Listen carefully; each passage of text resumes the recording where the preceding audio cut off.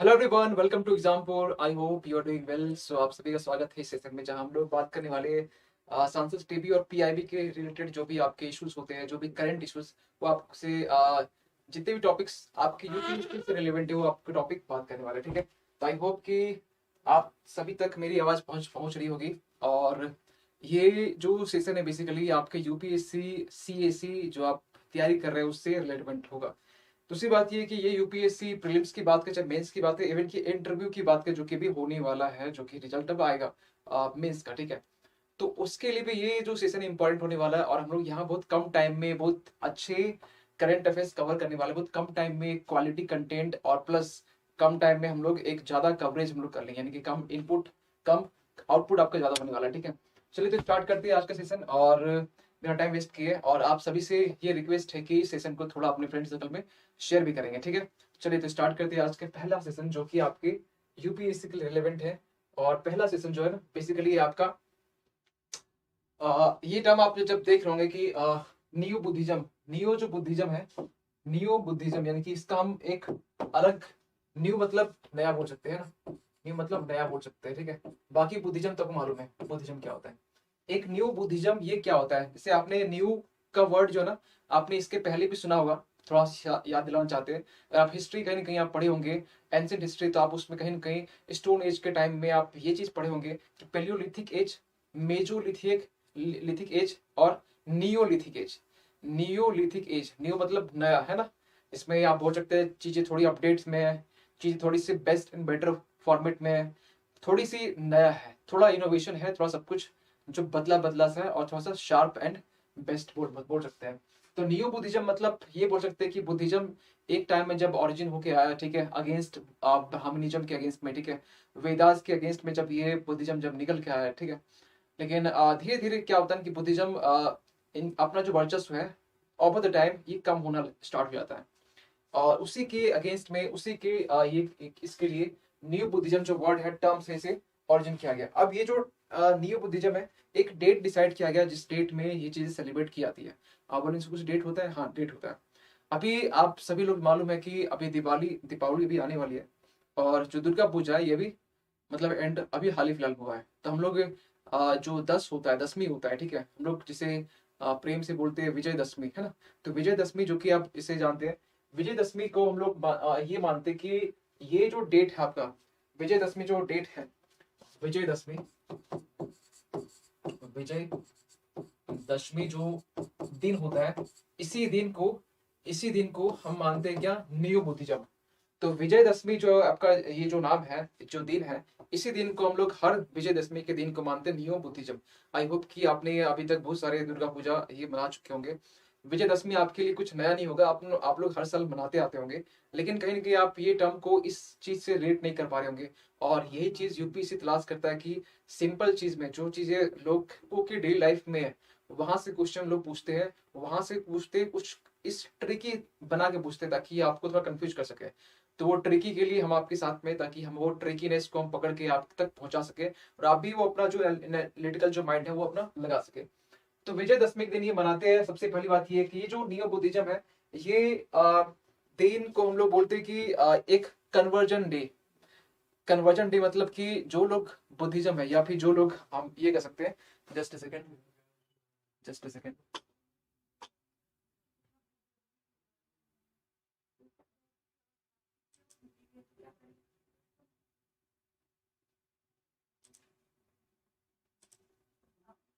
Yes. तो विजयदशमी दिन मनाते हैं, और इसी को बोलते हैं कन्वर्जन डे बोलते हैं। ये जो डेट आपका है इसी बोलते हैं कन्वर्जन डे, कन्वर्जन डे भी बोलते हैं, ठीक है, कन्वर्जन डे बोलते हैं। दूसरी बात, तीसरी बात ये है इसमें कि यही वो डेट है और यही वो टाइम है जब बी आर अम्बेडकर ने एक देखिए, आपने बुद्धिज्म में कहीं ना कहीं आपने पढ़ा होगा महायान, ठीक है, वज्रयान, ठीक है। एक है जो कि अंबेडकर जी ने स्टार्ट किया था, नवयाना, ठीक है। नवयाना जो है ना, नवयाना, नवयाना जो है ना, नवयाना यानी कि आप इसको नवयाना भी लिख सकते हैं। आप लोग को पहले से मालूम है कि महायान है, वज्रयान है ना, पहले से हम बहुत हिस्ट्री में नहीं जाएंगे, लेकिन जो अभी करंट में उसको हम थोड़ा रिलेट कर देते हैं कि नवयान है आपका महायान है, वज्रयान है। तो नवयान जो है ना, ये आपके बी आर अम्बेडकर जी ने स्टार्ट किया था महायान और वज्रयान के बाद में, ठीक है। तो ये नवयान जो है ना, बेसिकली ये रिस्पॉन्सिबल कौन है ये स्टार्ट करने के पीछे? तो इनके पीछे जो जिनका हाथ है, बी आर अम्बेडकर जी का हाथ है, ठीक है।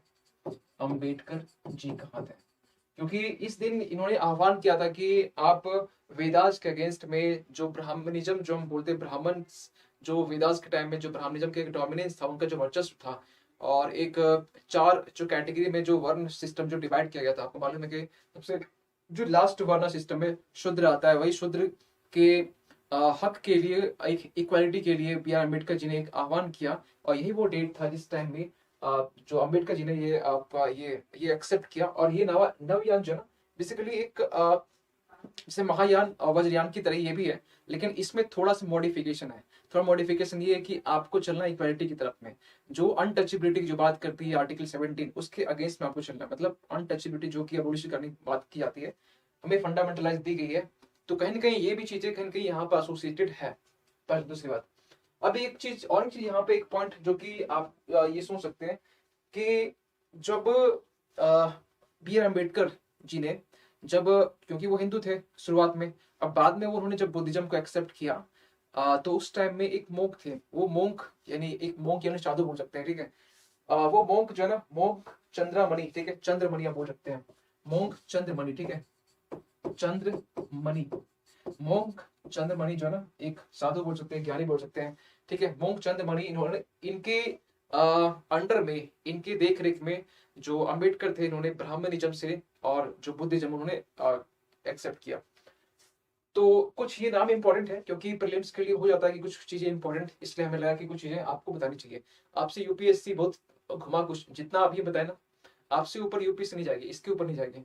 जो डेप्थनेस है, डेप्थ की जो बात, गहराई जो हम बात करते हैं, गहराई के लिए यूपीएससी इससे डेप्थ नहीं जाने, अगर जाएगी भी, ठीक है, इतना आपको मालूम होगा कि आपके पास कुछ ऐसे स्टेटमेंट होंगे जिस स्टेटमेंट की हेल्प से आप उस चीज का सही निकाल सकते हैं।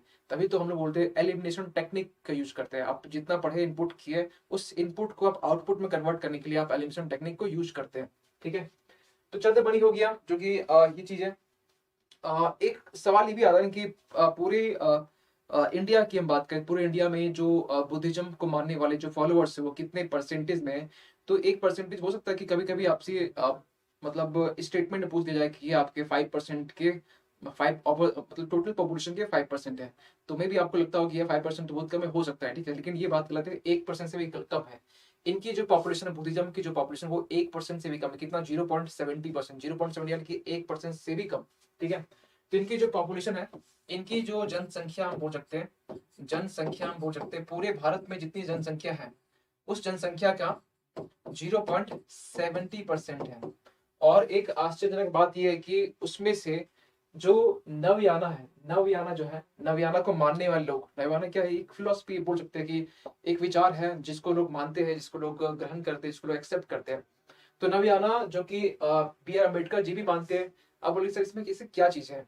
बेसिकली इसमें कुछ पॉइंट आपको दिमाग में रखने पड़ेंगे कि नवयाना बेसिकली एक न्यू वर्जन है, बुद्धिज्म का एक न्यू वर्जन है, जिसमें हम लोग आज खास के फोकस किया जाता है कि जो समाज में जो अछूत जो है बोलते हैं, एक इनइक्वालिटीज, जो असमानता की जो फीलिंग है सोसाइटी में, इस चीज से दूर हट के काम करना। जो खासकर वेदा जो वर्णा सिस्टम को जो मानते हैं, ठीक है, उसके अगेंस्ट में चीजें काम करना। मतलब कुछ चीजें फिलोसफी है जो कि आपको बहुत डीप नहीं करना है, बस ये जानिए कि नवयाना भी एक महायान इसकी तरह, जो कि इसमें कुछ कुछ बातें, अच्छी बातें की गई है इनके अपने बुद्धिज्म धर्म को लेकर, ठीक है। 0.70% में एक बात यहाँ पर आपको ध्यान रखने वाली बात है कि यहाँ जितने पॉपुलेशन है, इस 0.70% का जो एक 87% जो भाग है, 87% जो भाग है, वो आपके नियो बुद्धिज्म वाले हैं, नियो बुद्धिज्म जो लोग फॉलो करते हैं। तो इसके 0.70 के, मान चलिए 0.70 आपका 700 लोग है, ठीक है। तो इसके 85% जो लोग हैं, इसके 85%, ठीक है, इसके 85% जो लोग हैं ना, ये मानते हैं कि इसको नियो बुद्धिज्म को, नियो बुद्धिज्म को मानते हैं, ठीक है। अब एक सवाल ये भी आ रहा है ना कि ठीक है, इसको मान रहे हैं। अब एक हो सकता है दिमाग में आपके सवाल आ रहा होगा कि अभी ऐसे जो हिंदू से जो जो बुद्धिज्म जो में जो कन्वर्ट हुए हैं, और या ये कह सकते हैं कि बुद्धिज्म में ऐसे कौन से कास्ट, क्योंकि बुद्धिज्म तो बोल रहे हैं, इनके अंदर भी तो कुछ कास्ट सिस्टम होगा ना, हाँ है। तो ऐसे कितने कास्ट है और मेजोरिटी ऑफ कौन से कास्ट है जो कि बुद्धिज्म को एक्सेप्ट किए है। तो एक कास्ट है जो कि आपको आई होप कि याद होना चाहिए और मालूम भी होना चाहिए, वो आपका है, इसे महार बोलते हैं, ठीक है। महार, महार एक कास्ट है जो कि बुद्धिज्म में अगर हम बात करें तो बुद्धिज्म में सबसे जो मेजोरिटी ऑफ द कास्ट जो है ना, जो कि पॉपुलेशन है, वो महार है, ठीक है। हम लोग जैसे हर जगह कुछ महारा बोलते हैं, ठीक है, महारा बोलते हैं, कुछ महार बोलते हैं। तो ये कास्ट आई होप कि आप सुने भी होंगे। तो ये ऐसी कास्ट है जो कि बहुत ही ज्यादा, मतलब बुद्धिज्म में ये कास्ट ज्यादा मेजोरिटी में है, मतलब इनकी जनसंख्या बहुत ज्यादा है, ठीक है। तो ये हो गया पूरा नियो बुद्धिज्म के बारे में। आई होप कि नियो बुद्धिज्म, आप हम बहुत हिस्ट्री में नहीं गए, हिस्ट्री में जाएंगे तो बुद्धिज्म को लेकर 2 घंटे का लेक्चर होता है। तो 2 घंटे लेक्चर, उससे उससे अच्छा कि आप हिस्ट्री में वो हिस्ट्री पार्ट पढ़ लीजिए, जहां मैं लिंक करने के लगा वहां हम लिंक किए। लेकिन जो आपको अपडेट करना है करंट तभी होगा जब चीजों को रिलेट करेंगे। और रिलेट करने मतलब ये नहीं कि हम यहाँ से करंट को रिलेट किया और हिस्ट्री में चले गए पूरा, ये भी नहीं। एक बैलेंस, एक संतुलन बनाने की नीड होती है। तो ये करंट का पार्ट है, ठीक है। उसमें कुछ कुछ हम लोग जो स्टैटिक के पार्ट होता है, जो कि आप हिस्ट्री में कहीं पढ़े होंगे और कहीं के नहीं भी पढ़े होंगे, तो उसको यहाँ इंक्लूड करने की कोशिश हम किए, ठीक है। तो चलिए चलते हैं नेक्स्ट दूसरे आर्टिकल की तरफ में। आई होप कि ये पॉइंट आपको समझ में आ गया होगा। दूसरा जो आर्टिकल है ना, दूसरा आर्टिकल ये बड़ा इंपॉर्टेंट है, और ये इकोनॉमिक्स से आर्टिकल, आपको मालूम है कि इकोनॉमिक्स में आपको ये जो आर्टिकल बेसिकली इकोनॉमिक्स में नोबेल प्राइज को लेकर है। और इसके पहले भी हम बात कर चुके हैं फिजिक्स को लेकर, इसके पहले भी हम बात कर चुके हैं मेडिसिन को लेकर, ठीक है। तो मेडिसिन के रिगार्डिंग में आपसे हम बात कर चुके हैं, मेडिसिन में जिनको दिया गया नोबेल प्राइज, इसके रिगार्डिंग में आपसे डिस्कस हम कर चुके हैं। दूसरी बात ये है कि इसमें एक फिजिक्स का जो नोबेल प्राइज जो दिया गया 3 लोग को, ठीक है, इसमें भी जो कॉन्सेप्ट था quantum entanglement, Bell's inequality, I hope कि आपको याद होगा, नोट्स बनाए होंगे आई होप, और नोट्स बनाए भी होंगे, समझे भी होंगे, ठीक है। तो ये हम रिपीट नहीं करेंगे, बस उसी के एक सीक्वेंस में हमारे पास जो दूसरा आर्टिकल है वो ये है, नोबेल प्राइज जो है रिगार्डिंग इकोनॉमिक्स साइंस को लेकर। अब सवाल ये आता है ना कि अगर आप वनडे के लिए तैयारी कर रहे हैं तो आपके लिए बस इतना ही काफी होगा कि या बस नाम जान लेना, बस ये नाम यहाँ से देख लेना, आपके लिए हो गया। लेकिन अगर आप, या फिर आप ये भी मान चलिए कि अगर आप वनडे से आप पीसीएस के लिए तैयारी कर रहे हैं, तो मेरे ख्याल से पीसीएस में बहुत, उसमें भी यूपीएससी कंपेयर बहुत डिप में नहीं जाया जाता। लेकिन ये जो आपका है इस फील्ड में किसके लिए मिला है, क्यों मिला है, ठीक है, ये पूरा कॉन्सेप्ट आपको हम आज बताने वाले हैं, ठीक है। तो चलिए आई होप कि आप तैयार होंगे। इसमें जो 3 नाम आपके सामने जो दिखाई दे रहा है, 3 नाम, ये 3 नाम आपके हैं, बेन एस बर्नानकी, ठीक है, डॉगलस डब्ल्यू डायमंड, शॉर्ट में हम बोलेंगे जब इसका नाम हम रिपीट करें यहाँ पर, तो इसको हम शॉर्ट में बर्नानकी बोलेंगे, ठीक है। डॉगलस को डायमंड बोलेंगे, Douglas W diamond. Philip H Dybvig, ठीक है, तो इसको डिबविक बोलेंगे। तो एक चीज अब थोड़ा आपको ध्यान देना होगा, ठीक है, इन्होंने ऐसा क्या किया, इनका क्या कंट्रीब्यूशन रहा। कुछ तो मान चलिए अगर कभी फ्यूचर नोबेल प्राइज अगर हमें मिल गया तो ऐसा कुछ तो काम किए रहेंगे ना, कुछ तो अच्छा काम किए होंगे ना, कुछ तो ऐसे एक्सपेरिमेंट किए होंगे ना, या तो आप फिजिक्स के फील्ड में, केमिस्ट्री फील्ड में, साइंस के फील्ड में, या इकोनॉमिक्स के फील्ड में, पीस के फील्ड में, है ना, तो कुछ तो ऐसा काम किए होंगे। तो ऐसा कुछ काम किया तभी तो मिलेगा ना। तो इनका काम क्या है, इनका कॉन्ट्रीब्यूशन क्या है। तो इनका जो कॉन्ट्रीब्यूशन है बेसिकली ये है कि ये आ, सबसे पहले बात करेंगे इनका, बर्नानकी का, ठीक है, बर्नानकी हम बात करेंगे, बर्नानकी, इनका क्या कॉन्ट्रीब्यूशन रहा, ठीक है। एक्चुअली अब थोड़ा ध्यान सुनेंगे, इस चीज को थोड़ा ध्यान सुनेंगे क्योंकि ये थोड़ा इंपॉर्टेंट है आपके लिए। इसके बाद हम थोड़ा बेसिक कुछ हम बात कर लेंगे। देखिए 1930s में, 1930 के आसपास, 1930 जो दशक था, 1930 1930s का जो दशक, उस टाइम में एक ग्रेट डिप्रेशन आया था। अभी ग्रेट डिप्रेशन क्या है, बैंकों में बहुत एक मंदी सी बोल सकते हैं, बैंकों में मंदी, ग्रेट डिप्रेशन, ठीक है, इकोनॉमी इसमें पूरा कोलैप्स हो जाती है, बैंक बड़े नुकसान चलते हैं, बैंकों से लोग पैसे वैसे निकालना स्टार्ट कर देते हैं, बैंक घाटे में चलते हैं, है ना। तो ग्रेट डिप्रेशन आया था आपका। अब यहाँ धीरे धीरे टू द पॉइंट लिखते चलेंगे, ठीक है। 1930s का वो टाइम जब इंडिया में, सॉरी यूएसए की हम बात करें, ठीक है, ग्रेट डिप्रेशन आया था, ठीक है, ग्रेट डिप्रेशन कब की, यहाँ कहाँ की बात करें, यूएसए की बात करें।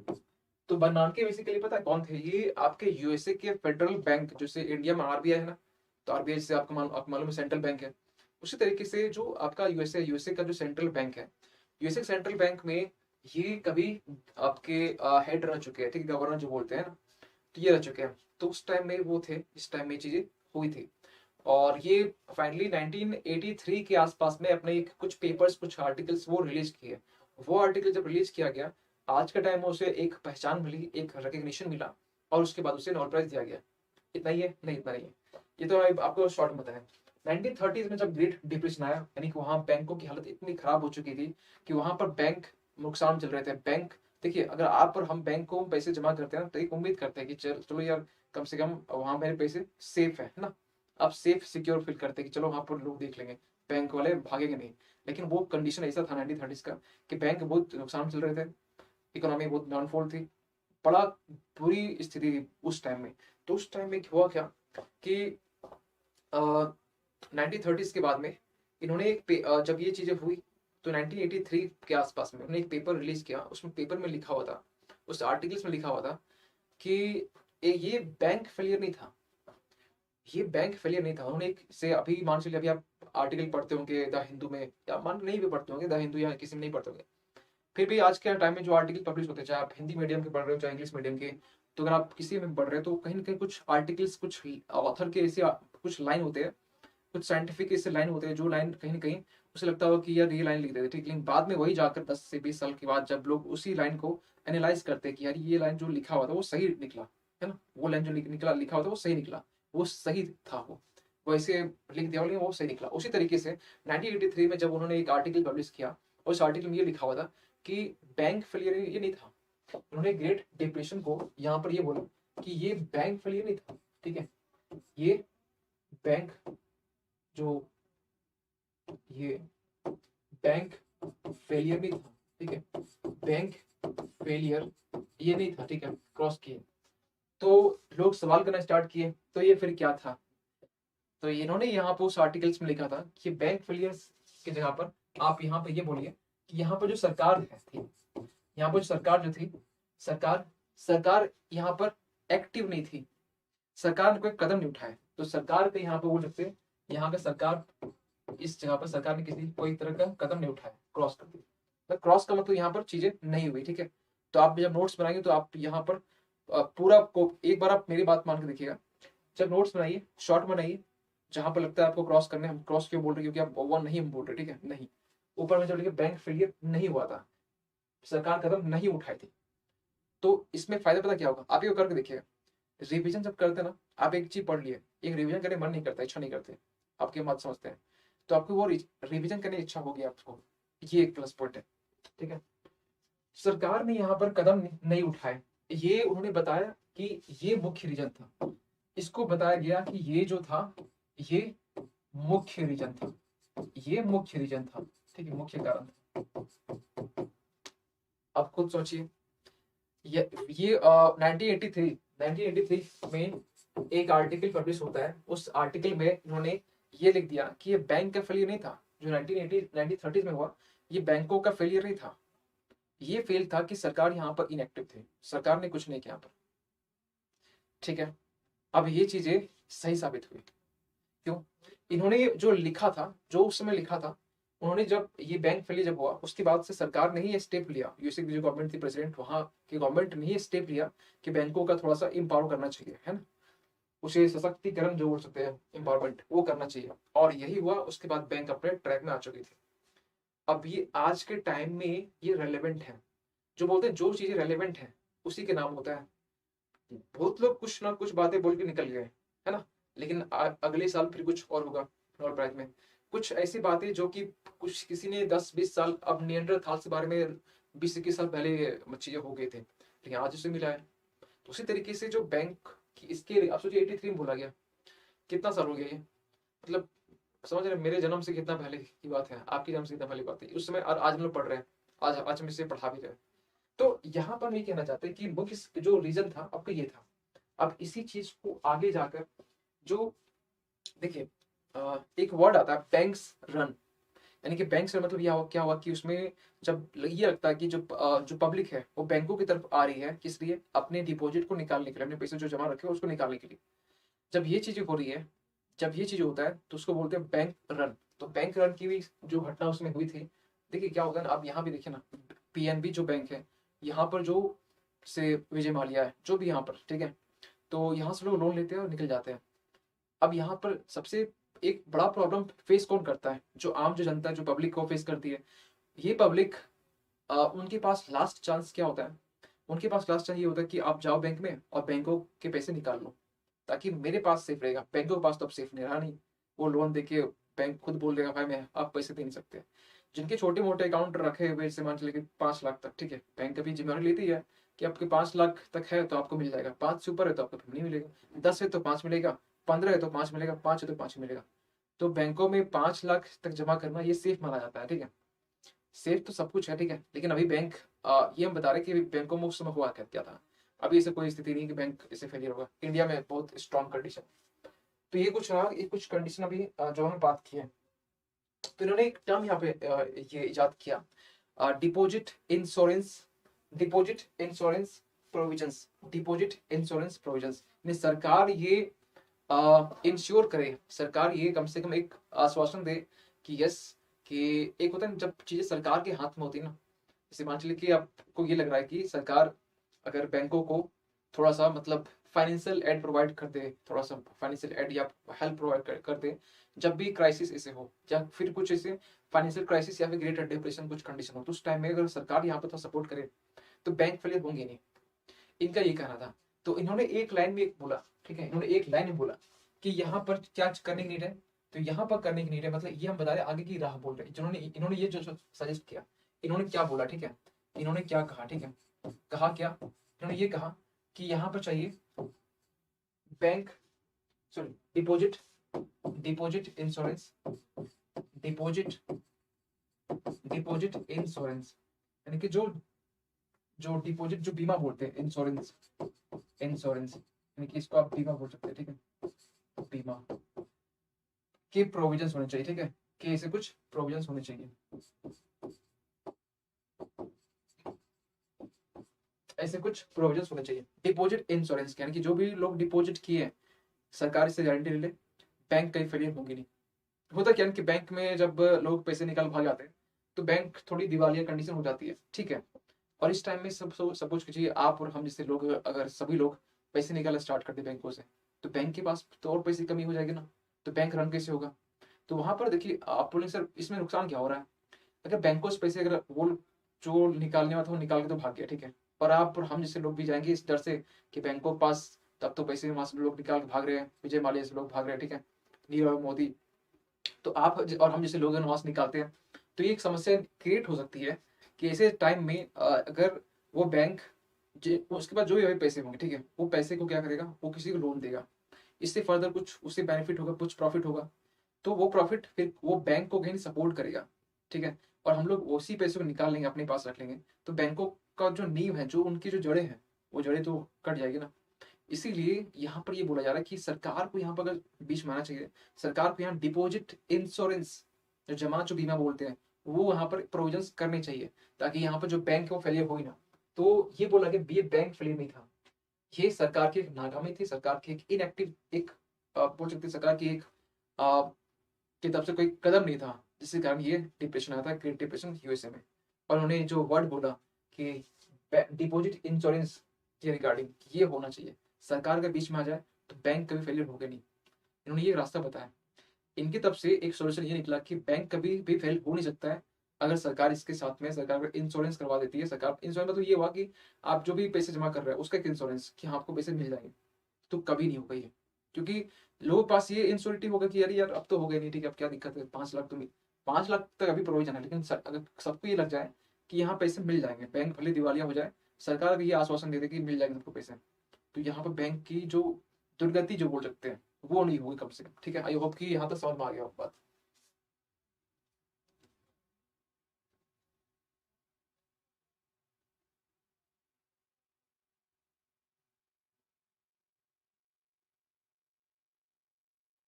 Just a second.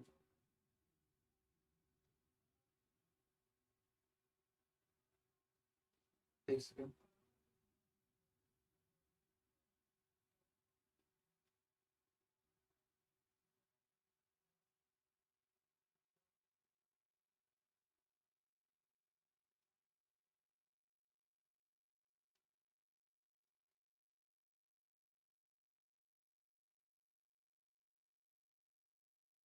एक सेकंड रुकेंगे, एक सेकंड ना, एक सेकंड।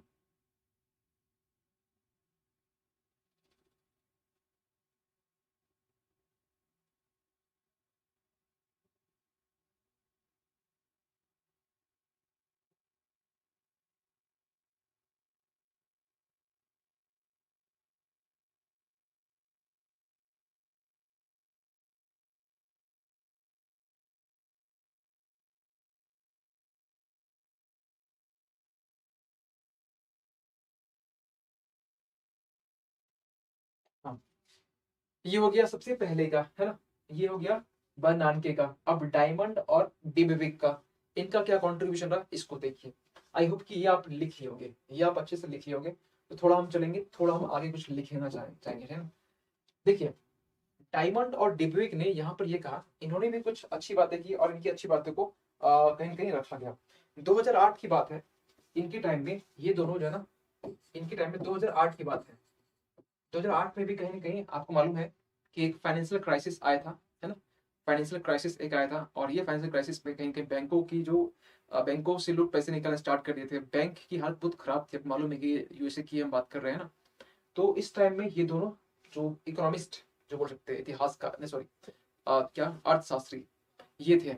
और इन्होंने यहाँ पे ये कहा कि इस टाइम में जो बैंकों में जो क्राइसिस हुई, इस टाइम में जो बैंकों में क्राइसिस हुई, बैंकों से लोगों का एक विश्वास सा उठने से लगा था, क्योंकि इसके पहले भी 1930s में हो चुका था। अब बैंकों से जो विश्वास था वो उठना स्टार्ट हो गया था। अब ये जो उठना स्टार्ट हो गया, अब इसके लिए यहाँ पर जो यूएसए की जो सरकार थी, इन्होंने यहाँ पर सेम चीजें 1983 की जो देखिए 1983 में से ये भी 1983 में थे उस टाइम में भी, और इन्होंने भी कुछ पेपर्स रिलीज किए थे। उस पेपर्स में इन्होंने भी कुछ बातें लिखी थी। अब बोले सर ये दोनों एक ही बातें लिखी थी, हाँ एक ही बात, मतलब इस टाइम में ही लोग कुछ ना कुछ पेपर में बातें लिखी थी। पेपर में बातें कुछ इस तरीके से थी, पेपर में कुछ बातें कुछ इस तरीके से थी कि जो बैंक्स होते हैं ना, वो यहाँ पर लोग पैसे को सेव कर रखते हैं, और यही पैसे जो है ना बैंक्स कहीं ना कहीं इन्वेस्ट करते हैं, ठीक है। और उसी से जो बैंक रन होता है, बैंक चलती भी है। जो डिपोजिटर्स है, जो आप और हम डिपोजिटर्स है, इनको भी कुछ बेनिफिट्स, कुछ आपको प्रॉफिट मिल जाता है ना, कुछ इंटरेस्ट के फॉर्म में। इन्होंने यहाँ पर ये कहा। अब यहाँ पर एक चीज इन्होंने यहाँ पे एक चीज फोकस किया कि ठीक है, लोग बैंकों, जब भी बैंक, अगर आप बैंक में कुछ पैसे डिपॉजिट किए, आपको टाइम से पैसे मिल जाते हैं इंटरेस्ट के। आपने एफडी किया होगा कभी लाइफ में, अगर नहीं भी किया कोई दिक्कत नहीं। आपने अपने बैंक अकाउंट में कुछ पैसे रखे होंगे। सेविंग अकाउंट अगर आप नहीं भी आप रखते भी है, तो आपको कुछ एक साल में कुछ 3-4% के आसपास मिल जाता है कुछ इंटरेस्ट, जो आपके पैसे रखे होते हैं उसके एवरेज मिला के।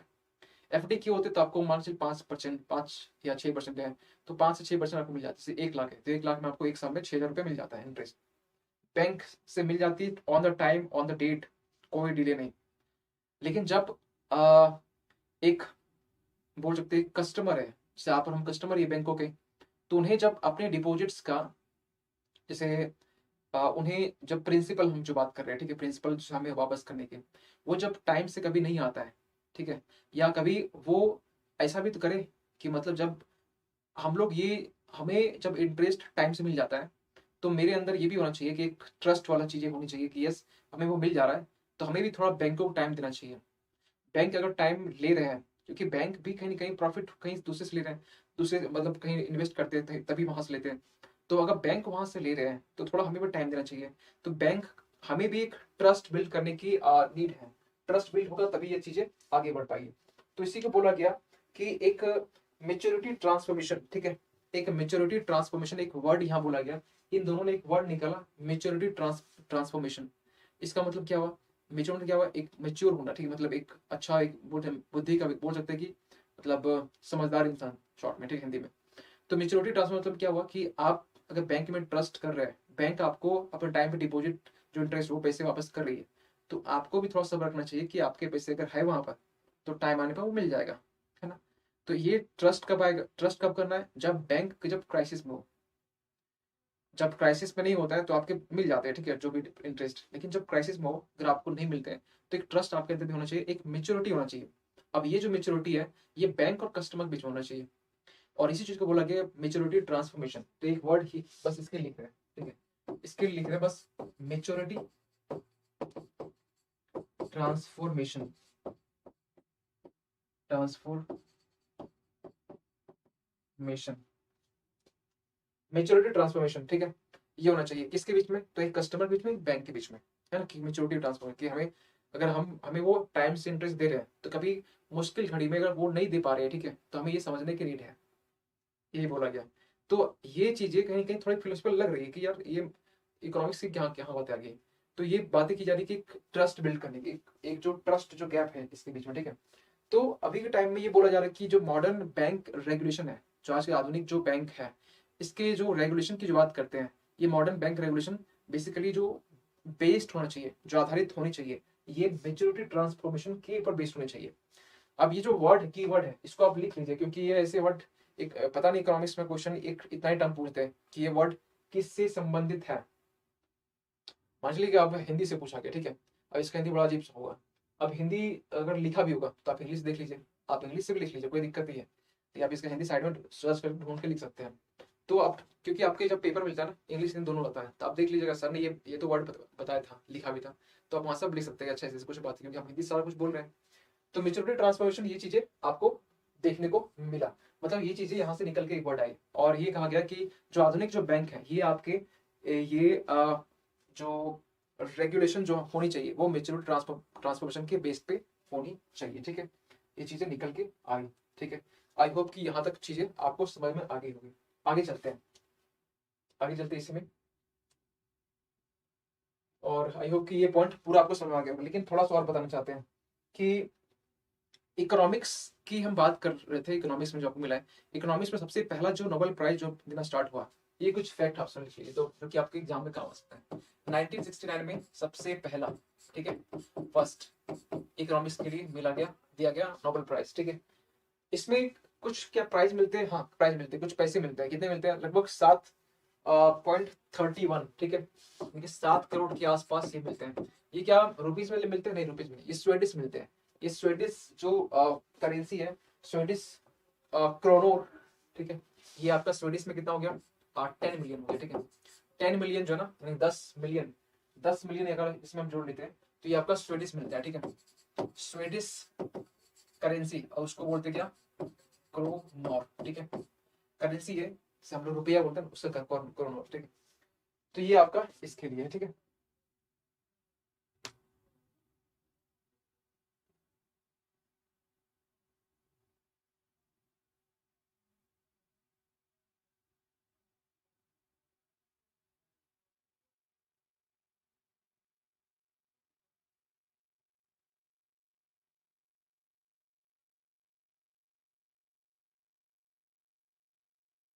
आई होप कि यहाँ तक आपको पॉइंट समझ में आ गया होगा।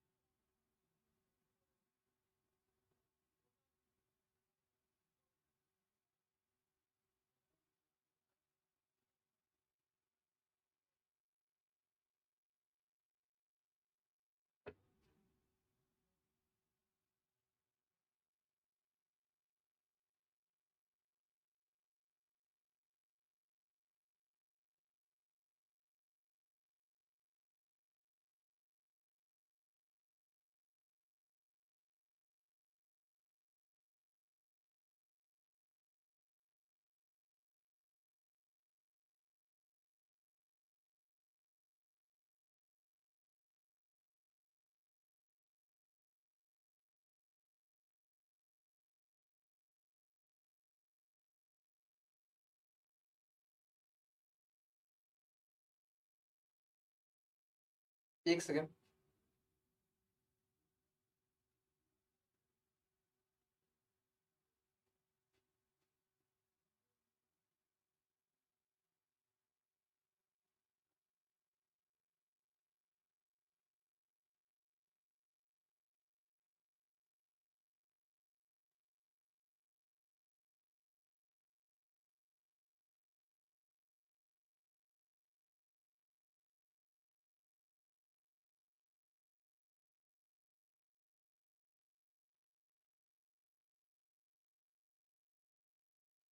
हाँ, तो ये कुछ हो गया हमारा बेसिक सा पॉइंट, ठीक है। चलिए आगे बढ़ते हैं और आगे हम बात करते हैं, आई होप कि आप लिख लिए होंगे। अगला जो आर्टिकल ये आपका डेमोक्रेटिक डिसेंट्रलाइजेशन से रिलेटेड है। और डेमोक्रेटिक डिसेंट्रलाइजेशन क्या बोल सकते हैं कि जो लोकतंत्र की बात करते हैं और लोकतंत्र में जो विकेंद्रीकरण जो बात करते हैं ना, लोकतंत्र में लोकतंत्र की जो विकेंद्रीकरण, ठीक है, विकेंद्रीकरण की हम जो बात करते हैं, है ना, तो लोकतंत्र में विकेंद्रीकरण की हम जो बात कर रहे हैं, ये आपको कहीं कहीं नहीं लग रहा कि ये जो टॉपिक बेसिकली किससे रिलेटेड है? तो आपके पेपर 2 से होगा, पॉलिटी का ये पार्ट है। ऐसा क्या हो गया अभी, ऐसा भी क्या हो गया कि सेंट्रलाइजेशन और डिसेंट्रलाइजेशन बीच में?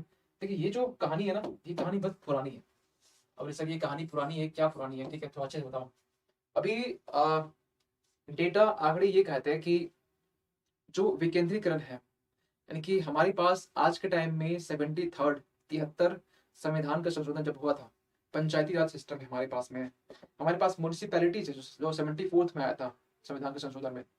इसके बावजूद भी हमारे पास जो पावर का जो एक डेमोक्रेटिक डिसेंट्रलाइजेशन है, जो है विकेंद्रीकरण, ये प्रॉपर तरीके से नहीं है। डेटा ये कहते हैं कि अभी भी इसके ऊपर काम करने की नीड है। और अभी भी बोल सकते हैं कि ये जो इसकी जो प्रगति है, जो प्रोग्रेस है, वो एक्चुअल प्रोग्रेस दिखाई नहीं दे रहा है। ये अभी का मुद्दा ये है, ठीक है, यानी कि जो बोल सकते हैं कि एक्चुअल एक्चुअल जो प्रोग्रेस है, ये प्रोग्रेस अभी आप दिखाई नहीं दे रहा है, ठीक है, ये चीजें अभी निकल के आई। अब सवाल ये उठता है कि डेमोक्रेटिक डिसेंट्रलाइजेशन, ये टॉपिक आपके मेंस के लिए, फुल्ली मेंस के लिए है ना, प्रीलिम्स के लिए आपको मुश्किल से यहाँ कुछ वर्ड मिलेंगे, लेकिन मेंस के लिए, क्योंकि हम ये भी बोले कि ये मेरे जो सेशन ये ओपी हो रहे हैं, ये प्रीलिम्स और मेंस दोनों के लिए होंगे, और वही चीज बताएंगे जो आपकी यूपीएससी के लिए रिलेवेंट होगा, है ना। तो यहाँ पर जो 73rd 74th जो आपके ये आपके जो अमेंडमेंट हुए, इस अमेंडमेंट में बेसिकली फोकस किया गया आपका कि पंचायत के विलेज लेवल में भी जो एक प्रॉपर तरीके से इलेक्शन हो, वहां पर भी जो प्रशासन वो लोग संभाले, है ना, उनके पास भी जो इलेक्शन 5 साल का इलेक्शन होना चाहिए, वहां से भी लोग एक रिप्रेजेंटेटिव हो, ठीक है, ये सब चीजें, और वहां एक बेस्ट तरीके से जो प्रशासन चल सके, है ना, इसके लिए और विकेंद्रीकरण की तरफ ज्यादा फोकस किया गया पंचायती राज को लेकर। लेकिन एक रियल मायने पे कहीं ना कहीं जो विकेंद्रीकरण नहीं हो पाया। कैसे? तो जब नहीं हो पाया मतलब कुछ कारण देने वाले, हाँ कुछ कारण देने वाले। तो सबसे पहले हम ये बात करें कि पहले हम ये देख लेते हैं कि इन्होंने अभी तक किया क्या है, इन्होंने अभी तक किया क्या है। तो पहले हम ये बात करते हैं इन्होंने अभी तक क्या इन्होंने अचीव किया है, ठीक है, अचीवमेंट इन्होंने अभी तक क्या किया है, ठीक है। तो अचीवमेंट के लिए आपको मालूम है कि इन्होंने अभी तक अगर नंबर्स की बात करें, ठीक है, तो ये 1.3 मिलियन आज भी जो महिलाएं हैं, कहीं ना कहीं डेमोक्रेटिक डिसेंट्रलाइजेशन यानी लोकतंत्र जो विकेंद्रीकरण है, इसके जरिए कहीं ना कहीं इनकी जो भागीदारी है वो 1.3 मिलियन आज के टाइम में है। तो ये एक प्लस पॉइंट है, ये बढ़ा है, ठीक है, ये मिलियन, ठीक है, ये क्या है, ये जो महिला है, ठीक है, महिला की जो भागीदारी है वो बढ़ी है, पैरों ऊपर कर दी है। दूसरा मतलब अचीवमेंट, दूसरा बोल सकते हैं, दूसरा जो हासिल हम लोग क्या किया अभी तक खास के इसके लिए, दूसरा चीज ये है कि आ, हम लोग एक टर्म होता है जैसे कि यूज करते हैं, उसका हमें हिंदी नहीं आ रहा लेकिन हम इंग्लिश में बोलते रहे, ठीक है, आ, जैसे कि इसको सिंपल लैंग्वेज बोल सकते हैं,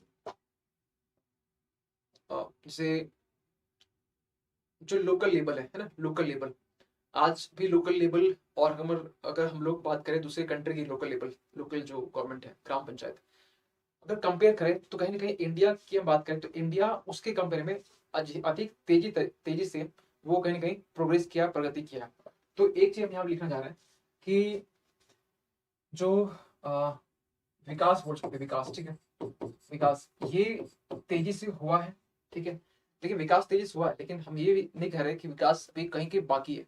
अभी कारण क्या भी, क्योंकि पूरा आर्टिकल किसके बारे में कि रियल एक्चुअल प्रोग्रेस वो हुआ ही नहीं, अब इसके बारे में पूरा है ना, ठीक है। ये हमने देखा कुछ पॉइंट में कि अभी तक हम लोग अचीवमेंट शॉर्ट में क्या किया है, ठीक है।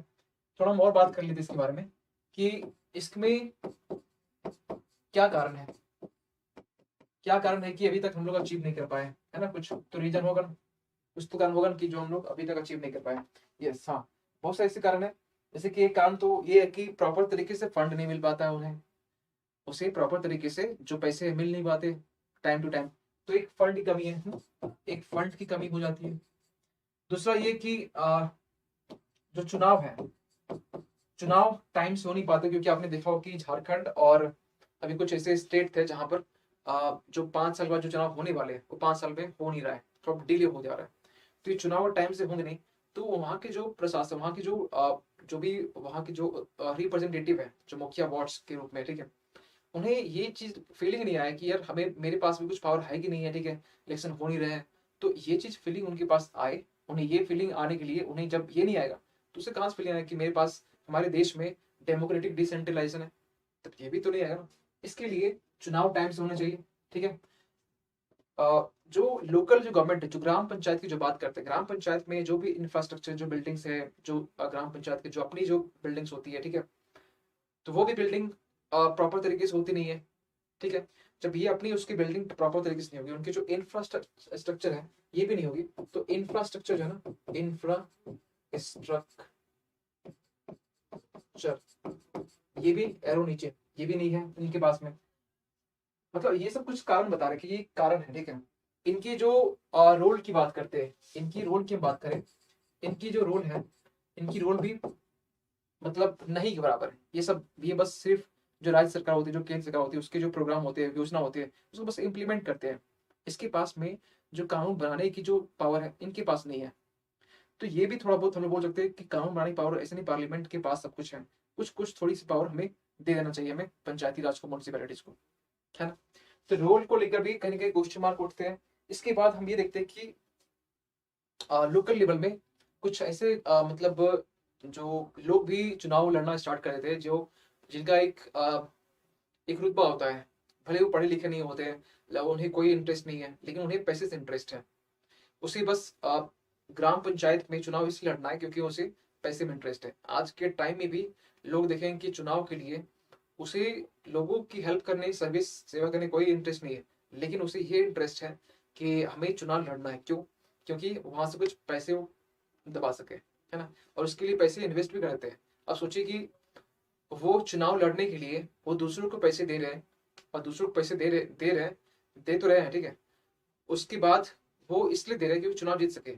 और वही जो बंदा जो चुनाव जीता है, ठीक है, वो गरीब हो चाहे अमीर हो, गरीब भी हो, तो जितने बाद में उसकी कोई सहायता नहीं होती है। तो ये क्या सेवा वाला भाव है? सेवा वाला भाव नहीं है, ठीक है।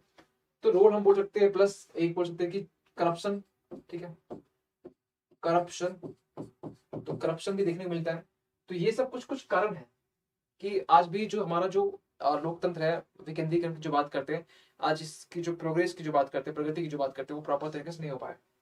लेकिन हाँ, कुछ उपाय हो सकते हैं, ठीक है, कुछ उपाय हो सकते हैं। जैसे कि क्या उपाय हो सकते हैं? जैसे कि हम बोल सकते हैं आगे की राह क्या हो सकता है। तो आगे की राह ये हो सकता है, आगे की राह ये हो सकता है कि इसमें सबसे पहली बात कि आप ये करो कि इसमें जो फंड की कमी है ना, वो फंड डालो पहले।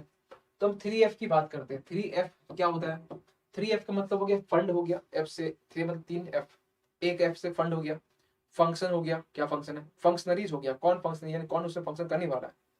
तो 3F आप इसको हिंदी से भी लिखेंगे, तो आप हिंदी से भी लिखेंगे तो आप 3F लिख देंगे तो जरूर चलेगा। इतनी इंग्लिश वहां पे अलाउ है, ऐसे कोई बात नहीं है, ठीक है। यहाँ लिख दे रहे हैं, ठीक है, कौन कौन सी बात, फंड, फंक्शन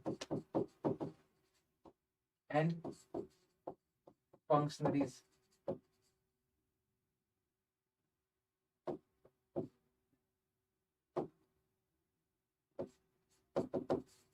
फंक्शनरीज, ठीक है, ये हो गया। इसको आप पहले इंप्लीमेंट करो। दूसरी बात ये है कि इसमें जो ऑर्गेनाइजेशन जो है, मतलब जो भी पंचायती राज है, म्यूनसिपैलिटी से, इसके जो स्ट्रक्चर है थोड़ी सी, इस स्ट्रक्चर थोड़ा सा स्ट्रेंथ करो। PRI जो है, पंचायती राज इंस्टीट्यूशन जो है, जो म्यूनसिपैलिटीज है, इसको थोड़ा सा और स्ट्रेंथ करो, थोड़ा मजबूत करो, ठीक है, थोड़ा मजबूती प्रदान करना बोल सकते हैं। इसको मजबूती देना, किसको? तो PRI को, है ना, PRI को, और या फिर म्यूनसिपैलिटीज को, या फिर एक तरीका भी कि आप थोड़ा स्टाफ की जो के नंबर है, स्टाफ का उसको बढ़ा दो। क्योंकि सेंट्रल गवर्नमेंट में कैबिनेट होता है, लोकल गवर्नमेंट कहाँ कैबिनेट होता है। तो जब सेंट्रल गवर्नमेंट बिना कैबिनेट चल नहीं सकती, तो लोकल गवर्नमेंट में भी कुछ स्टाफ चाहिए ना, तो वहां पर कुछ टेक्निकल स्टाफ की नीड होगी। तो टेक्निकल स्टाफ की यहाँ पर नीड होगी, ठीक है। इसके बाद नेक्स्ट में ये है कि आप जो टैक्स कलेक्टिंग पावर है ना, तो टैक्स कलेक्टिंग, जो टैक्स जो कार्य जो आप ये जो आप कलेक्ट करते हैं, इसकी पावर भी आप लोकल को थोड़ा दे दो, क्योंकि उसके पास भी तो रेवेन्यू रहे ना, वो पूरा स्टेट के ऊपर डिपेंड ना रहे, स्टेट के ऊपर डिपेंडेंसी ना रहे पूरा 100%। इसके लिए उनके पास में टैक्स कलेक्टिंग पावर होनी चाहिए, तो ये भी आप कर सकते हो, है ना। तो इसमें हम कुल मिला के कहना चाहते हैं ये पूरा मेंस के लिए पूरा बेस्ड है, और इसमें बेसिकली इस एक स्लाइड में टू द पॉइंट, पूरा टू द पॉइंट लिख रहे हैं, ताकि आप एक लाइन में आप तुरंत इसको रिवाइज कर सकते हैं। नोट्स तो ऐसे बनने चाहिए, क्योंकि आपको हम नोट्स तो दिखाना भूल ही गए, लेकिन फिर भी जो लिख रहे हैं वो आपका नोट्स ही है, ठीक है। जहाँ वैसे लिख रहे हैं, जो जैसा लिखता है ना वैसे यहाँ पर वो रिफ्लेक्ट भी होता है, तो इससे मतलब हम नोट्स बनाते होंगे इस तरह तरीके से। मेरे नोट्स इससे भी छोटे होते हैं, क्योंकि हम इतना लंबा लिखते नहीं है। हम 3F लिख दिए, हमें तीनों एफ याद है ना, तीनों एफ हमें याद है। इंफ्रास्ट्रक्चर को INFR तक लिखते हैं, क्योंकि INF मतलब हो गया इंफॉर्मेशन, ठीक है, आर जोड़ दिए इंफ्रास्ट्रक्चर, ठीक है। IMP इंपॉर्टेंट, और इम्प्लीमेंटेशन एक होता है IMPL कर दिए। तो ऐसे करके आप भी इसको चीज को यूज कर सकते हैं। और हम चाहते हैं कि आपका शॉर्ट, जब आपके शॉर्ट नोट्स आपके बनना स्टार्ट हो जाएंगे, आपको उससे समझ में आना स्टार्ट हो जाएगा, समझिए कि आप सफलता की जो पहली दहलीज होती है ना, वहां कदम रख दिए। और जब तक ये नहीं हो रहा है, बड़ा लंबा टाइम लगने वाला है, तो लंबा टाइम ना लगे इसके लिए आपको थोड़ा सा चीजें सही करनी पड़ेगी अपनी साइड से, है ना। प्लस फंड की बात कर लिए।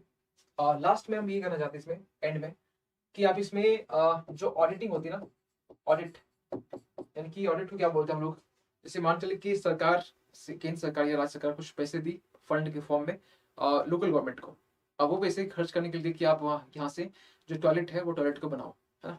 पंचायती में भी, पंचायत जो सीरीज आपने देखा होगा। लेकिन यहाँ पर क्या होता है ना कि जो ऑडिटिंग जब होती है ना, तो उसमें ये मालूम चलता है कि कितने पैसे आपको रिलीज किए गए लोकल गवर्नमेंट को, और कितने पैसे के जो टॉयलेट बने हैं, है ना। यानी कि कितना आपको फंड मिला है, कितना एक्सपेंडिचर हुआ है, कितना खर्च हुआ है, ये होता है ऑडिटिंग, कितना खर्च और कितना आपका फंडिंग मिला है। तो ये ऑडिटिंग होनी चाहिए ताकि करप्शन रुक सके, क्योंकि हमने यहाँ देखा करप्शन लिखा है, तो करप्शन रुक सके। और जो अभी हम जो बोले कि ऐसे गुंडे मोबाइल लोग भी आ जाते हैं, है ना, खास के इलेक्शन में गाँव के, तो इसको रोकने के लिए हमारे पास में जो भी लिखे यहाँ पर, जो मजबूती देना किसको, तो जो ऑर्गेनाइजेशन, जो आपका स्ट्रक्चर है उसको, है ना।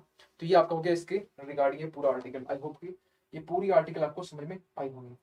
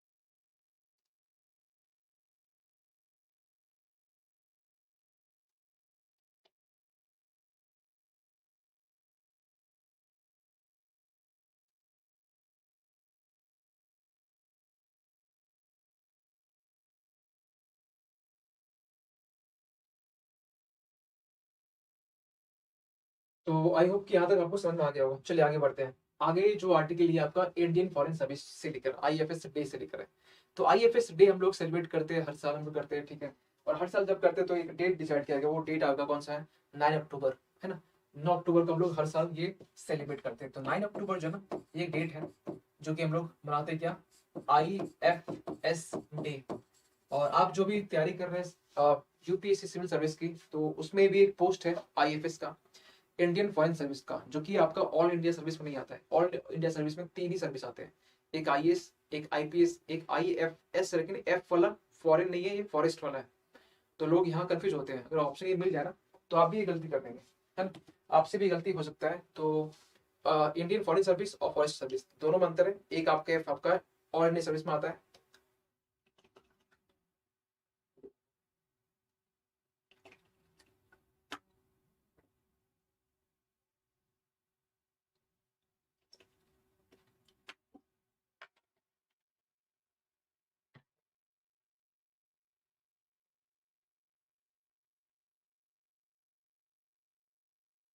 चलो, तो अब ये जो चीजें है ना, सवाल जब भी प्रीलिम्स में आपको कंफ्यूज करना पड़े, तो वो लोग यही करेंगे ये जो सर्विस स्टार्ट कब हुआ, तो आप सोचेंगे सर इंडिपेंडेंस के बाद हुआ या पहले हुआ, ये तो कंफ्यूज है।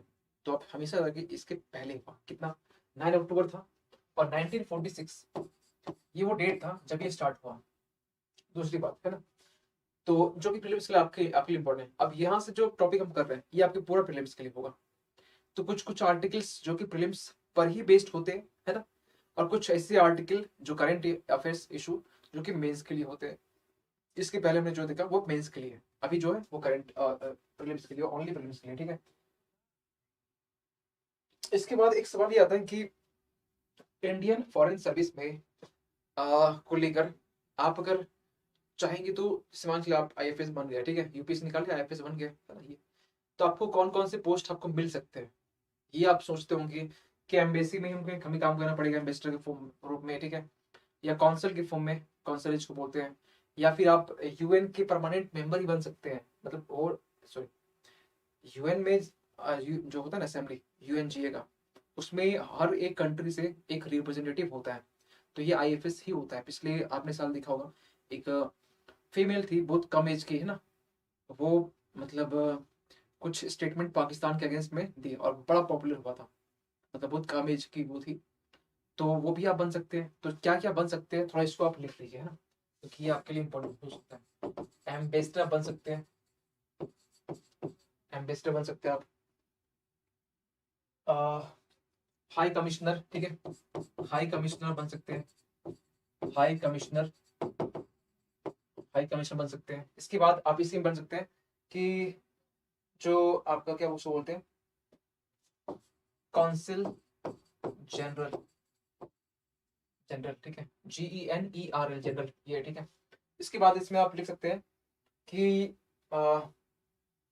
Permanent representative of India in UN, ठीक है। तो आप इसको लिख लीजिए परमानेंट, परमानेंट रिप्रेजेंटेटिव, रिप्रेजेंटेटिव टेटिव टेटिव इन इंडिया, कहाँ, यूएन के लिए, ठीक है, यूनाइटेड नेशन में संयुक्त राष्ट्र के लिए, ठीक है। एक हो गया आपका foreign secretary, foreign and foreign secretary, ठीक है। तो ये आप बन सकते हैं आईएफएस के थ्रू से, जो कि इसका एग्जाम यूपीएससी ही करवाता है और साथ में होता है। तो अगर आपको चूज करना है इसके लिए भी एक रैंक होता है, और डिसाइड ये भी होता है कि मान बहुत लोग जाना नहीं पसंद करते हैं। जैसे अभी पिछले जो साल अभी जो रैंक कौन सा था, रैंक 9, अपारा मिश्रा, रैंक 9। अब रैंक 9 उनको उनका फर्स्ट प्रेफरेंस जो था वो आपका आईएफएस था, तो उनको मिल गया। आप टॉप 100 में आते हैं, आईएफएस चूज करते हैं, आपको मिल जाएगा। बहुत कम लोग सेलेक्ट करते हैं इसके लिए, है ना। चलिए इसके बाद इनका अगर हम बात करें, इनका मेन जो भूमिका है, मेन जो ऑब्जेक्टिव, मेन गोल क्या होता है, इसका मेन जो काम क्या होता है, उनका बोल सकते हैं इनका मेन रोल ही होता है कि ये जो पब्लिक इंडिया की जो इंडिया की जो इमेज है, इंडिया की जो इमेज है, इंडिया की जो इमेज को प्रोजेक्ट करता है, या इंडिया के इंटरेस्ट को वो प्रोजेक्ट करता है, उसको बताता है इंडिया की क्या इंटरेस्ट है इन टर्म्स ऑफ किस टर्म्स में, कि बायलेटरल कुछ मीटिंग हुआ किसी देश के साथ में, ठीक है। तो उस देश के साथ में जो मीटिंग हुआ, तो एम्बेसडर ही होगा वो एम्बेसडर जो कि उस देश, उस सपोज कीजिए यूएसए है, ठीक है, यूएसए में हमारी एम्बेसी है। अब वो आईएफएस होगा जो कि वहाँ के एम्बेसीज को या वहाँ की जो गवर्नमेंट है उसको इन्फॉर्म करेगा, उसको इंडिया के बारे में बताया कि अच्छा ये चीज़ें डील करने वाली है, ये चीज़ें इस दिन मीटिंग होने वाली है, आप इस दिन वहाँ पे इंडिया हम जाएंगे, इस दिन यहाँ पर ये होगा, वो होगा, ये होगा। कोई तो होगा बताने वाला ना, कि वो अपने मन से इंडिया आ जाएंगे, कहाँ उतरेंगे, कहाँ नहीं, कहाँ किससे मिलना है, किससे नहीं मिलना है। तो ये जो सारी बातें ना होती है वो आपके एम्बेसी के थ्रू से वहाँ की जो गवर्नमेंट है वहाँ उसको दी जाती है। मतलब ये तो एग्जाम्पल लिख लिए, ये इसका दायरा बहुत बड़ा है। आप सोचते हो ये छोटे मोटे कुछ काम करते होंगे, बहुत ये लोग का लाइफ ना बड़ा बिजी होता है। तो ये बेसिकली इंडिया के इंटरेस्ट के फेवर में काम करते हैं, कि इंडिया के इंटरेस्ट सर्व होना चाहिए, इंडिया का हित जो है ना वो देख के काम करते हैं। तो एक टर्म लिख रहे हैं यहाँ पर, ये बेसिकली काम किसके लिए करते हैं, तो इंडिया के इंटरेस्ट के लिए, ठीक है, इंडिया के इंटरेस्ट के लिए, ठीक है। दूसरी बात ये है कि जैसे कि बहुत सारे ऐसे एग्जाम्पल है जहाँ पर जो आईएफएस की जो बात करते हैं, इन्होंने अपनी जो भूमिका है वो निभाई है। देखिए ये जो अभी आप इमेज देख पा रहे हो ना, यही इनका नाम याद नहीं आ रहा लेकिन इन्होंने स्पीच दिया था और यही जो स्पीच था वो वायरल हुआ था, ठीक है। एस जयशंकर है, ठीक है। यहाँ जितने भी आप नाम देख पा रहे हो, ठीक है, ये बेसिकली एक आईएफएस की पूरी टीम है, ठीक है, जो कि आप बोल सकते हैं आईएफएस यूपीएससी क्रैक करने के बाद में एक यहाँ पर है। आपको मालूम होगा कि ऑपरेशन जो गंगा चला था, ऑपरेशन गंगा जो चला था, खासकर यूक्रेन और रशिया का जो वॉर हुआ था उस यूक्रेन में जो भी मेडिकल स्टूडेंट जो फंसे हुए थे उसके रिगार्डिंग, इसके लिए कौन थे, इसमें भी आपके जो आईएफएस जो थे उसी के हेल्प से चीजें आप आगे प्रोसीड की गई। तो ऑपरेशन गंगा जो है ना, और ऐसे बहुत सारे एग्जाम्पल, जैसे आपका वंदे भारत मिशन हो गया। तो ऐसे जितनी भी चीजें जहां पर दूसरे देश से हमें एक कम्युनिकेशन स्टैब्लिश करना पड़ता है, ठीक है, बातचीत करनी पड़ती है। तो ये जो जरिया होता है ना, जरिया, ये आईएफएस ही होते हैं। आईएफएस को उस जगह का नॉलेज होना चाहिए, वह नॉलेज होता है, ठीक है। और वो बेसिकली वो कम्युनिकेट करते हैं यहाँ की सरकार और वहाँ की सरकार से, ये मीडिएटर की तरह काम करते हैं। ये अलग बात है कि हाँ उसे ये आई ऑल इंडिया सर्विस में क्यों नहीं आता है, ये ऑल इंडिया सर्विस एआईएस में क्यों नहीं आता, ऑल इंडिया सर्विस में क्यों नहीं आता है। ऑल इंडिया सर्विस का मतलब क्या होता है कि वो सर्विस जहां पर केंद्र सरकार जहां पर जिसे कंट्रोल और रेगुलेट कर सकती है ना। जैसे यहाँ पर आईएएस, तो आईएएस में जो स्टेट में जो आईएएस ऑफिसर जो काम कर रहा है, तो स्टेट गवर्नमेंट राज्य की जो सरकार है वो भी कहीं की मॉनिटर करेगी, कंट्रोल करेगी। और अल्टीमेट कंट्रोल जो मेन सुप्रीम जो पावर होगी कंट्रोल करने की, वो केंद्र सरकार के पास होती है ना। तो ये होता है, और जो कि केंद्र दो सरकार यहाँ पर कंट्रोल कर रही है, लेकिन सुप्रीम कौन है, केंद्र सरकार। तो यहाँ इसको बोलेंगे इसी चीज को ऑल इंडिया सर्विस, ठीक है। तो ये तीन ऐसे अभी, है ना। तो यहाँ पर ये क्यों नहीं है, क्योंकि इसके ऊपर कंट्रोल कहीं ना कहीं पूरा इंडिया को नहीं होता है।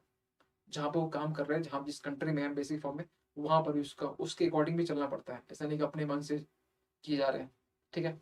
तो ये आपका हो गया 4 आर्टिकल जो कि आपको आपके यूपीएससी प्रीलिम्स मेंस एग्जाम के लिए इंपॉर्टेंट है। एक बार जल्दी से इसको रिवीजन कर लेते हैं फटाफट में, हम लोग क्या देखें, ठीक है। ताकि आपका वन इंस्टेंट रिवीजन तो आपको जल्दी चाहिए। जब भी आपको कोई चीज परमानेंट याद करना पड़े, कोई भी चीजें, कोई भी कॉन्सेप्ट हो, कोई भी टॉपिक हो, एक बेस्ट तरीका ही होता है कि आप जब भी कुछ पढ़े तो उसको इंस्टेंट एक इमीडिएट एक रिविजन कर लीजिए जितना जल्दी हो सके। मतलब इमीडिएट रिविजन मतलब अभी आपने खत्म किया, अभी पढ़ा, जस्ट रिविजन। इसके बाद आप पूरे दिन भर में आप 24 घंटे के अंदर में एक बार कर लीजिए। ये ना आपका 1 महीने के लिए वो स्टोर कर जाएगा। लेकिन तुरंत नहीं किए तो ये फिर आप कुछ चीजें दिमाग से निकल जाएगी, ठीक है। तो सबसे पहले हम बात की हम लोग नियो बुद्धिज्म के बारे में। नियो बुद्धिज्म के बारे में जब हम बात किए तो यहाँ पर हमने ये देखा कि यहाँ पर जो ये विजयदशमी के दिन में इस दिन को सेलिब्रेट करते हैं। और ये वही डे है जिस टाइम में जो बुद्धिज्म एक नया फॉर्म बन के आया। और ये बेसिकली एक जो श्रेय जाता है, ठीक है, ये आपका बी आर अम्बेडकर हो जाता है। नवयाना इनकी तरफ से स्टार्ट किया गया था, और नवयाना यानी कि न्यू बुद्धिज्म बोल सकते हैं, और या कन्वर्जन डे बोल सकते हैं, जिस टाइम में जो भी बुद्धिज्म में जो कन्वर्ट होना चाहते हैं, है ना। ये आपका वही डे था। जनसंख्या के बारे में बात किए थे, समथिंग कुछ आपका 1% से भी कम है।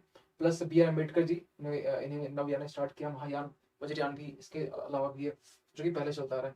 चंद्रमणि जिनके देख रेख में बोल सकते हैं कि जिनके श्रेय में जाकर ये चीजें हिंदुइज्म से बुद्धिज्म को कन्वर्ट किए कौन, तो बी आर अम्बेडकर। जो महार कास्ट होता है, महार कास्ट, ठीक है, ये आपके अभी बुद्धिज्म में ये कास्ट बहुत ज्यादा है, ठीक है। इसके बाद हम बात किए इकोनॉमिक्स में जो नोबेल प्राइज के रिगार्डिंग लेके, इसमें 2-3 साइंटिस्ट थे जिसके हम बारे में बात कर चुके थे, बर्नार्ड के डायमंड और डेव विक के बारे में। डायमंड का कंट्रीब्यूशन ये था कि इन्होंने ये कहा कि 1930 में जो क्राइसिस हुए थे, बैंक फेलियर हुए थे, बैंक फेलियर वो नहीं था, वो बेसिकली वहाँ पर गवर्नमेंट की एक नाकामी थी। गवर्नमेंट जो वहाँ सरकार थी उसके जो कदम नहीं उठाए, वो चीजें सबसे बड़ी एक रिस्पॉन्सिबिलिटी थी जो कि नहीं देखने मिला। एक मुख्य कारण यही था। फिर यहाँ पे ये कहा गया कि इन्होंने ये कहा, बर्नानके ने ये कहा कि जो डिपॉजिट इंश्योरेंस है, जो बीमा जो बोलते हैं, ये प्रोविजन होना चाहिए। और इसमें भी ये बोला गया कि इसमें एक आ, सरकार जो है ना, सरकार ये जिम्मा ले, सरकार ये अगर ये अश्योर कर दे, मतलब कि एक आश्वस्त कर दे कि ये कि अगर बैंक फेलियर होती है, बैंक में कुछ भी क्राइसिस के टाइम अगर आने वाले हैं, ठीक है, तो बैंक यहाँ पर आपका जिम्मा लेने के लिए तैयार है, बैंक इंश्योरेंस करने के लिए तैयार, बीमा इसलिए बोला गया।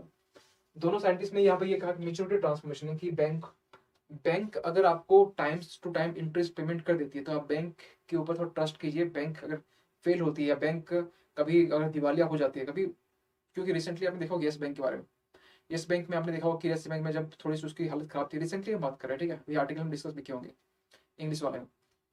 तो उसमें यस बैंक में तो आरबीआई ने यहाँ पर ये किया कि उसमें कुछ मॉरेटोरियम उन्होंने लगा दिया। मतलब ये एक चीज़ है कि आप यहाँ से जो पब्लिक है वो यहाँ से पैसे निकाल नहीं सकती है, बैंक रन्स नहीं कर सकती है, बैंक से मतलब पब्लिक पैसे निकाल नहीं सकती है। तो ये लगाया गया। और ये क्यों लगाया गया? आप शायद ये लगाना मतलब क्या हुआ कि मतलब बेसिकली ये क्या चीज़ है, मेच्योरिटी ट्रांसफॉर्मेशन, यानी थोड़ा सा को ट्रस्ट करना पड़ेगा। तो पब्लिक वहाँ पर फिर रुकी जरूर, लेकिन कैसे रुकी? जब यहाँ पर थोड़ा सा आरबीआई ने यहाँ पर एक स्टेप लिया, है ना। तो ये चीज़ भी ये देखने को मिला। प्लस यहाँ पर एक चीज़ यहाँ पर ये देखें, स्वदेश जो कानून है इसके रिगार्डिंग केस,